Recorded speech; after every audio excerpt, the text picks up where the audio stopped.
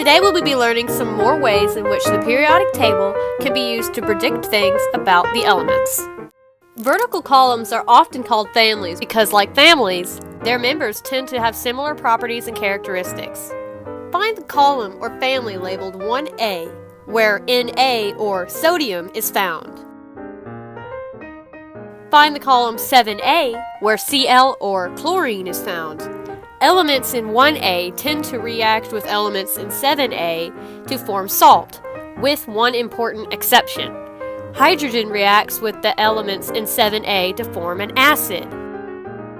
Students should give the names and formulas for 4 salts that could result in the combination of elements from 1A and 7A. There are more than 4 possibilities. Now students will learn how to name and write the formulas for compounds more than 3 atoms. Calcium is an element found in 2A, and fluorine is an element in 7A. Calcium and fluorine can combine to form the salt calcium fluoride. It has the formula CaF2, which means there are 2 atoms of fluorine for every 1 atom of calcium. Students should give the name and formula for 4 salts that can form from elements from columns 2A and 7A. There are more than 4 possibilities.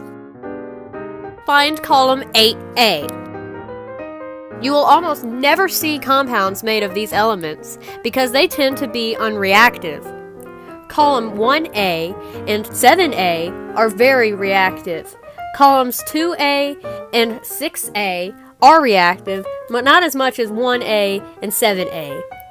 Name an element from column 8A. An important concept to understand is that even if an element in a compound is very reactive and explosive in a pure state, that the compound that it forms will not have these same characteristics. For example, sodium and chlorine are very dangerous and explosive, but when they do react, they form an ordinary salt that can be safely eaten. Look at the periodic table again.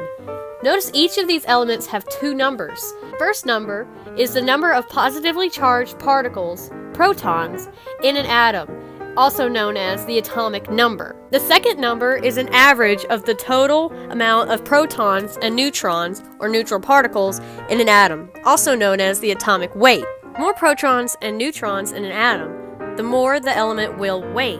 Students should complete the following activity.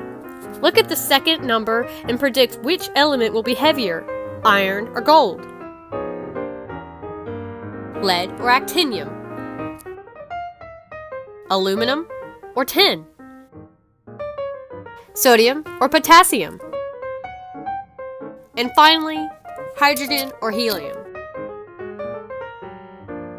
Predict whether hydrogen or helium will be more explosive. What might have happened if the Hindenburg had been filled with helium gas instead of hydrogen gas? Look at the periodic table and find the dividing line between metals and nonmetals. Predict 4 elements that should probably conduct electricity, and 4 elements that would probably not conduct electricity.